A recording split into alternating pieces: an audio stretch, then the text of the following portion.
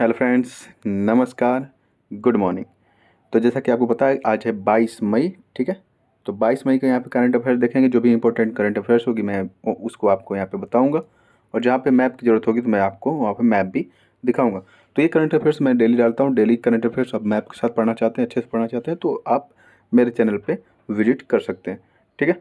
तो आइए शुरू करते हैं। शुरू करने से पहले मैं आपसे एक रिक्वेस्ट करूंगा कि अगर ये चैनल आपको अच्छा लग रहा हो, ठीक है, वीडियो अच्छी लग रही हो, कंटेंट अच्छा लग रहा हो और पढ़ाने का तरीका अच्छा लग रहा हो, तो आप इस चैनल को ज़्यादा से ज़्यादा लाइक, शेयर और सब्सक्राइब कर सकते हैं, ठीक है। आइए शुरू करते हैं। आपका पहला प्रश्न है कि G20 पर्यटन कार्य समूह की तीसरी बैठक का आयोजन कहाँ किया जा रहा है, ठीक है। ये तीसरी बैठक है, ओके। तो कहाँ किया जा रहा है, तो इसका सही जवाब है श्रीनगर, ठीक है। तो G20 पर्यटन कार्य समूह की तीसरी बैठक का आयोजन श्रीनगर में किया जा रहा है, ओके। तो ये अपना सुंदर भारत। अगर हम इसके नॉर्थ में जाते हैं तो यहाँ पे दिखेगा जम्मू कश्मीर और यहीं पे है श्रीनगर, ठीक है। तो इससे संबंधित और कुछ बातें यहाँ पे कर लेते हैं। आइए देखिए, 2019 में जब जब जम्मू कश्मीर एक था, ठीक है, जम्मू कश्मीर एक था, कहने का मतलब ये है कि ये पूरा एरिया जम्मू कश्मीर का था।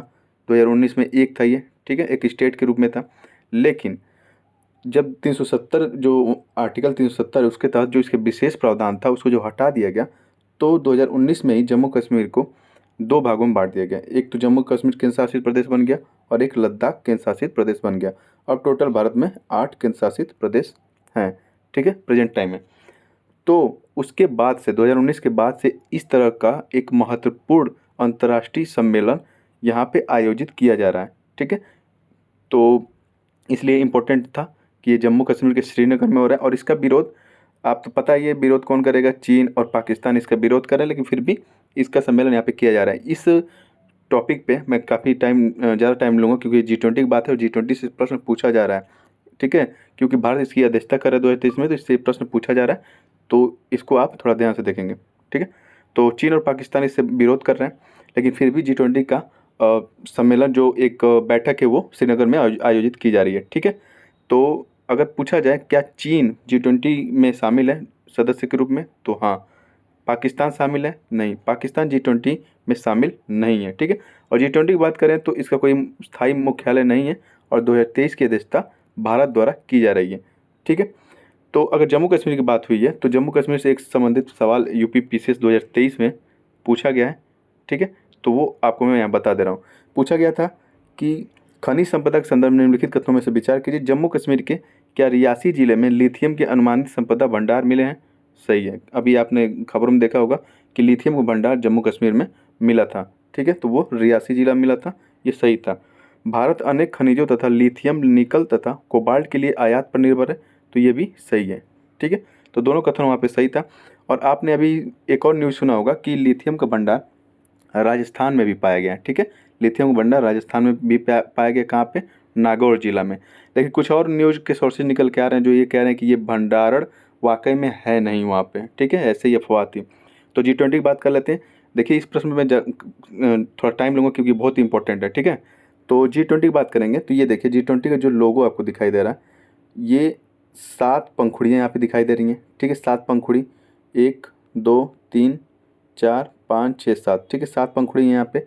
और ये 7 पंखुड़ी जो हैं, ठीक है, ये 7 पंखुड़ी 7 महाद्वीपों को डिनोट करती हैं, ठीक है। 7 महाद्वीपों के बारे में ये बताती हैं कौन कौन सी, एशिया, अफ्रीका, उत्तरी अमेरिका, दक्षिण अमेरिका, अंटार्कटिका और यूरोप और ऑस्ट्रेलिया, ठीक है। और मैं ये बड़े से छोटे क्रम में लिखा हूँ क्योंकि सबसे बड़ा महाद्वीप एशिया है, उसके बाद अफ्रीका है। तो 7 पंखुड़ियाँ 7 महाद्वीपों को दिखाती हैं, ठीक है। तो इसका थीम अगर पूछे क्या है G20 का इस बार 2023 का, तो एक धरती, एक परिवार और एक भविष्य, ठीक है। इंग्लिश में कह सकते हैं, अंग्रेजी में one earth one family one future इसका 2023 का थीम है, ठीक है। अगर वीडियो आपको लग रहा है कि मैं बहुत ही स्लो, मतलब स्पीड मेरी धीमे है, तो आप इसको फॉरवर्ड करके भी स्पीड बढ़ा के भी देख सकते हैं वीडियो को, ठीक है। तो एक शब्द आता है ट्रॉइका। ट्रॉइका क्या होता है, तो भारत जैसे कि जो अध्यक्षता कर रहा है वो तो इसमें शामिल होता ही है, इससे पहले जो अध्यक्षता करता किया था वो शामिल होता है, और जो आने वाले समय में अध्यक्षता करेगा वो शामिल हुआ। यानी कि 2022 में कौन अध्यक्षता किया था G20 का, इंडोनेशिया किया था। 2023 में भारत कर रहा है और 2024 में ब्राज़ील कर रहा है, ठीक है। और ये पहली बार हो रहा है कि जो विकासशील देश हैं वो G20 की अध्यक्षता लगातार करने वाले हैं। ठीक है, तो आइए मैं जो अभी बताया उससे संबंधित एक प्रश्न यहाँ पे पूछ लेता हूँ। ये भी यूपी पीसीएस, ठीक है, यूपी पीसीएस एग्जाम में 2023 में पूछा गया है। ठीक है, तो क्या पूछा गया था कि जो G20 है उसके संदर्भ में बात कर रहा है। पूछ रहा है कि जो उसमें प्रतीक चिन्ह दिया गया है, जो मैं अभी दिखाया हूँ, ठीक है, 7 पंखुड़ी जो थी कमल की, तो उसमें पूछा कि प्रतीक चिन्ह में क्या 7 पंखुड़ी हैं, तो ये सही है। प्रत्येक जो चिन्ह है उसमें जो पंखुड़ियाँ हैं वो क्या 7 महाद्वीपों को प्रतिनिधित्व करती हैं, तो ये भी सही है। ठीक है, तो इस तरह के सवाल पूछे जा रहे हैं, तो इसका आप ध्यान रखेंगे। इससे संबंधित कुछ और बातें कर लेते हैं। इस बार शेरपा कौन है G20 के, तो अमिताभ कांत जी हैं। भारत की अध्यक्षता G20 की पहली जो अध्यक्षता भारत ने कराई थी वो उदयपुर के राजस्थान में हुई थी। G20 की पहली अध्यक्षता। भारत का जो 50 शहर हैं, ठीक है, भारत के 50 शहर में लगभग 200 से ज़्यादा G20 की बैठकें आयोजित की जाएंगी। ठीक है, उन बैठकों में से लगभग 11 बैठकें उत्तर प्रदेश में होंगी। ठीक है, और उत्तर प्रदेश में जो 11 बैठकें होंगी वो 3 शहरों में होंगी। ठीक है, एक वाराणसी में होगा, एक ग्रेटर नोएडा और आगरा, ये 3 शहरों में होंगी उत्तर प्रदेश में, स्पेशली उत्तर प्रदेश की बात कर रहे हैं। तो इससे संबंधित भी एक प्रश्न पूछा गया 2023 की यूपी पीसीएस एग्जाम में। क्या पूछा गया कि जो 11 बैठकें होने वाली हैं उत्तर प्रदेश में G20 की, ठीक है, उनमें से कौन सा शहर है जो जिसमें ये बैठक नहीं होगी, तो उसका सही जवाब था कानपुर। क्योंकि अभी मैंने बताया कि वाराणसी में होगी बैठक, आगरा में होगी, ग्रेटर नोएडा में होगी, लेकिन कानपुर में ये बैठक नहीं होगी। ठीक है, तो इस तरह से आपसे सवाल पूछा जा सकता है। आगे चलें, तो अगला प्रश्न है कि मुख्यमंत्री तीर्थ दर्शन योजना का संबंध किस राज्य से है, ये आपको बताना है। ठीक है, मुख्यमंत्री तीर्थ दर्शन योजना, तो ये आपके ऑप्शन है और इसका सही जवाब है मध्य प्रदेश। ठीक है, तो ये देखिए चाचा कितना अच्छे से मुस्कुरा रहे हैं, इनको घूमने का मौका मिलेगा मुख्यमंत्री तीर्थ दर्शन योजना के तहत मध्य प्रदेश में। मैं एक बात और यहाँ बता देना चाहूँगा कि इस तरह की जो योजना है, इस तरह की योजना हरियाणा सरकार भी चला रही है, तीर्थ दर्शन योजना करके। ठीक है, ये है अपना मध्य प्रदेश, और यहाँ पे देखिए भोपाल, और यहाँ पे है प्रयागराज। ठीक है, तो भोपाल से प्रयागराज पहली फ़्लाइट जाएगी। ठीक है, इसमें एक खास बात ये भी है कि जो वृद्ध लोग हैं उनको हवाई जहाज़ के माध्यम से तीर्थ यात्रा कराई जाएगी। ठीक है, और ऐसा करने वाला हवाई जहाज़ के माध्यम से तीर्थ यात्रा फ्री में यानी निःशुल्क कराने वाला मध्य प्रदेश पहला राज्य होगा। ठीक है, तो जो पहली फ़्लाइट निकली है वो भोपाल से प्रयागराज निकली है। ठीक है, तो इसमें क्या है, 60 वर्ष से जो अधिक उम्र के लोग हैं उनके लिए ये योजना है। ठीक है, तो एक लोग भारत के किसी भी एक स्थान पे एक बार वो जाके तीर्थ यात्रा कर सकते हैं निःशुल्क। ठीक है, सरकार की तरफ से। तो महिलाओं की बात करें तो उनके लिए 58 साल उम्र है, और पुरुषों की बात करें तो उनके लिए 60 साल की उम्र होना अनिवार्य है। आगे चलें, तो मध्य प्रदेश के अगर राज्यपाल की बात करें तो मंगू भाई पटेल वहाँ के राज्यपाल हैं, शिवराज सिंह चौहान वहाँ के चीफ मिनिस्टर हैं, और राजधानी है भोपाल। ठीक है, और मध्य प्रदेश की एक और योजना थी लाडली बहना योजना, जो चर्चा में थी। खजुराहो में G20 की पहली कल्चर वर्किंग ग्रुप की मीटिंग हुई थी, और 53वां जिला बन सकता है मऊगंज मध्य प्रदेश का। अटल बिहारी वाजपेयी ग्रांड मेमोरियल ग्वालियर में बनाया जा रहा है। ठीक है, आगे चलें, तो इटालियन ओपन, ठीक है, इटालियन ओपन टेनिस टूर्नामेंट 2023 में महिला एकल के खिताब जीतने वाली जो एलिना रायबिकीना है, ठीक है, उनका संबंध किस देश से, ये आपको बताना है। ओके, तो इटालियन ओपन 2023 का आयोजन हुआ जिसमें महिला एकल और पुरुष एकल दोनों को खिताब मैं आपको यहाँ पर बताऊँगा। और यहाँ पे अगर जीती हैं एलिना रायबिकीना तो उनका संबंध है कजाकिस्तान से। ठीक है, कजाकिस्तान से उनका संबंध है, और उन्होंने, ठीक है, कजाकिस्तान से उन्होंने एंजेलिना जो कलिनिना करके हैं, ठीक, इनका नाम ही अजीब है, तो वो यूक्रेन की थी, उनको हराया है। ठीक है, महिला एकल में। और पुरुष एकल में अगर बात करेंगे तो डेनियल जो मेदवेदेव हैं रूस के, उन्होंने होल्गर रूने को हराया, और होल्गर रूने डेनमार्क के हैं। ठीक है, आगे चलें, तो यह है विश्व का मैप। अगर मैं कजाकिस्तान की लोकेशन की बात करूँ तो ये देखिए यहाँ पे अपना सुंदर भारत, इसके नॉर्थ वेस्ट की तरफ जाएंगे तो यहाँ पे देखिएगा कजाकिस्तान। इसको जूम आउट करेंगे तो कजाकिस्तान की बाउंड्री इधर रसिया से लग रही है, इधर उज्बेकिस्तान से लग रही है, किर्गिस्तान से लग रही है। ठीक है, अगर देखें तो उज्बेकिस्तान और कजाकिस्तान के बीच में एक सागर दिखाई देता है, उसे अरल सागर कहते हैं। ठीक है, कजाकिस्तान की बाउंड्री कैस्पियन से भी लग रही है, और कजाकिस्तान जो है विश्व का सबसे बड़ा लैंड लॉक कंट्री है। ठीक है, तो इस बात का भी थोड़ा ध्यान रखेंगे। और इटालियन ओपन हुआ है तो ये यूरोप में इटली पड़ता है, यहाँ पे इटली, इसको जूम करेंगे तो यह है इटली। ठीक है, इसके इधर नॉर्थ साइड देखेंगे तो एड्रियाटिक सागर है, इधर देखेंगे तो टेरेनियन सी है। ठीक है, एड्रियाटिक और टेरियन सी के बीच में यहाँ पे इटली दिखाई देगा। ओके, आगे चलें। तो इटली के रोम में ये प्रतियोगिता हुई है। हाल ही में मना मदुरई पॉटरी, ठीक है, ये मिट्टी का एक बर्तन है, माना मदुरई पॉटरी, इसको जीआई टैग मिला है। ठीक है, इसका संबंध किस राज्य से ये आपको बताना है।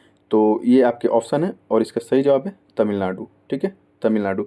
जब मैं ऑप्शन दिखाता हूँ तो आपको वीडियो को पॉज करके रोक के देख सकते हैं और ऑप्शन आप अपने आप से भी सेलेक्ट कर सकते हैं। उसके बाद मैं तो सही जवाब देता ही हूँ। ठीक है, तो ये तमिलनाडु का है जिसको जीआई टैग मिला है। और मना मदुरई जो है वो तमिलनाडु का एक गांव है। ठीक है, वहाँ पे ये पॉटरी बनाया जाता है, इसलिए उसके नाम पे मना मदुरई पॉटरी नाम उसका पड़ गया है। ओके, आगे चलें। तो देख, तमिलनाडु की लोकेशन मैं दिखा दे रहा हूँ, ये रहा तमिलनाडु। ओके, तो जो यहाँ पे मना मदुरई गांव है, ठीक है, वहाँ से वैगई नदी गुजरती है। ठीक है, वैगई नदी, ये देखिए वैगई नदी है तमिलनाडु में, वहाँ से वैगई नदी गुजरती है। तो वैगई नदी से मिट्टी निकाल के, ठीक है, इस पॉटरी का निर्माण किया जाता है, इसलिए ये विशेष माना जाता है और वहाँ के लिए जीआई टैग इसको दे दिया गया है। और वैगई नदी के नॉर्थ की में बात करें तो कावेरी नदी है। ठीक है, और इसके इधर देखें तो इधर पेरियार नदी है। तो आप वैगई नदी को यहाँ पे ध्यान रखेंगे और ये जाके जो पाक की खाड़ी है, यहाँ पे ये पाक की खाड़ी, यहाँ पे ये गिरती है वैगई नदी। ओके, आगे चलें। तो जीआई टैग की अगर बात करें तो इसका फुल फॉर्म होता है जियोग्राफिकल इंडिकेशन। जीआई टैग का, जीआई का फुल फॉर्म होता है जियोग्राफिकल इंडिकेशन। भारत में सन 2003 में इसकी शुरुआत की गई थी और सबसे पहला भौगोलिक संकेतन है जीआई टैग दार्जिलिंग चाय को 2004 में दिया गया था। ठीक है, सर्वाधिक जीआई टैग के साथ तमिलनाडु पहले नंबर पे 55 लगभग इसके पास जो जीआई टैग है, और यूपी के पास 48 है, ये दूसरे नंबर पे है। ठीक है, अगर यूपी की बात करें तो अभी हाल ही में यूपी के जो काशी यानी कि वाराणसी है, वहाँ पे 4 कृषि उत्पादों को एक साथ जीआई टैग दिया गया। कौन कौन से? एक तो बनारसी पान है, एक लंगड़ा आम है, एक रामनगरवा का करके भंटा है, और एक है आदमचीनी चावल। ठीक है, इनको जीआई टैग वहाँ पे दिया गया है। ओके, तो आगे चलें। और इस आगे चलने से पहले मैं ये बता दूं, जीआई टैग जो दिया जाता है वो 10 सालों के लिए दिया जाता है और चेन्नई में इसका रजिस्ट्रेशन कराने का ऑफिस है चेन्नई में। ठीक है, 10 साल बाद 10 साल के लिए दिया जाता है और 10 साल हो जाता है अगर आप इसको रिन्यूअल नहीं कराते हैं तो ये आपके जीआई टैग से हटाया भी जा सकता है। और रिन्यूअल करा लिए तो वो जीआई टैग फिर से बरकरार रहता है। अगला प्रश्न है कि हाल ही में जल्लीकट्टू खेल को शीर्ष अदालत यानी कि सुप्रीम कोर्ट की बात हो रही है, सुप्रीम कोर्ट ने आयोजित करने की इसकी अनुमति दे दी है। ठीक है, तो ये खेल किस राज्य से संबंधित है ये आपको बताना है। तो इसका सही जवाब है तमिलनाडु। ये खेल तमिलनाडु से संबंधित है। और मैं जल्लीकट्टू का पूरा नाम बता देता हूँ। जैसे जल्ली का मतलब होता है कि जो जो सांड होता है उसके सींग को जल्ली कहते हैं। ठीक है, कट्टू जो होता है वो जो सींग में एक धागे से कुछ सिक्के बांध दिए जाते हैं। ठीक है, ये सिक्का नुमा यहाँ दिख रहा होगा आपको, कुछ सिक्के बांध दिए जाते हैं जिसे हम जल्ली कहते हैं। ठीक है, कट्टू तो सींग को कहते हैं, जल्ली उस सिक्के को कहते हैं जो उसके सींग में या कभी कभी गर्दन में भी बांध दिया जाता है। ठीक है, तो ये है जल्लीकट्टू का पूरा नाम। और ये खेल है जो पोंगल के शुभ अवसर पे, पोंगल त्यौहार तमिलनाडु का जो फसल कटाई के समय खेला जाता है, अरे होता है त्यौहार, तो उस समय ये खेल खेला जाता है जल्लीकट्टू। ठीक है, तो इसमें विवाद क्या था? विवाद ये था कि कुछ इसमें अफवाह फैल गई थी कि जब खेल खेलने से पहले सांडों को क्या किया जाता है, बहुत ही मारा पीटा जाता है और उनको शराब पिलाई जाती है जिससे कि उसका प्रदर्शन बेहतर हो जाए और वो तेज़ी से भागे। ठीक है, तो ये सब सुनने के बाद जो पेटा है, पेटा यानी कि पीपुल फॉर द जो एथिकल ट्रीटमेंट एनिमल्स करके एक संगठन है जो एनिमल्स के संरक्षण की बात करती है, उनके एथिक्स राइट्स की बात करती है, तो उसने याचिका दी थी सुप्रीम कोर्ट में। ठीक है, तो अभी जाके सुप्रीम कोर्ट ने उस याचिका की सुनवाई पे ये कहा है कि ऐसा कुछ नहीं होता है, जो जानवर हैं, जो सांड है, वो सब सेव हैं। ठीक, सेफ हैं, उनके साथ ऐसा कुछ नहीं होता। और ये 2500 साल पुराना एक त्यौहार है जो पारंपरिक है और उसमें जानवरों के साथ कोई भी क्रूरता नहीं की जाती है, तो ये खेल जारी रहेगा। ठीक है, तो इसलिए चर्चा में था, मैं आपको बता दिया। आगे चलें। तो हाल ही में प्रधानमंत्री नरेंद्र मोदी द्वारा डब्ल्यूएचओ के कौन से सत्र को ऑनलाइन माध्यम से संबोधित किया गया, ये आपको बताना है। ठीक है, तो इसका सही जवाब है 76, 76वां सत्र जो है डब्ल्यूएचओ का। ठीक है, जनरल असेंबली जो होती है डब्ल्यूएचओ की, तो उसका 76वां सत्र हो रहा है, तो उसको नरेंद्र मोदी जी ने संबोधित किया है ऑनलाइन माध्यम से, तो इसलिए ये इंपॉर्टेंट था। और डब्ल्यूएचओ की बात करें तो इसका फुल फॉर्म होता है वर्ल्ड हेल्थ ऑर्गेनाइजेशन यानी कि विश्व स्वास्थ्य संगठन इसे कहते हैं। इसकी स्थापना 7 अप्रैल 1948 को हुई थी और 7 अप्रैल को ही विश्व स्वास्थ्य दिवस तब से मनाया जाने लगा। और 1948 में हुआ था, तो आज 2023 में इसका 76वां सत्र हो रहा है, ठीक है। यानी कि इसके 75 वर्ष पूरे हो चुके हैं, ठीक है।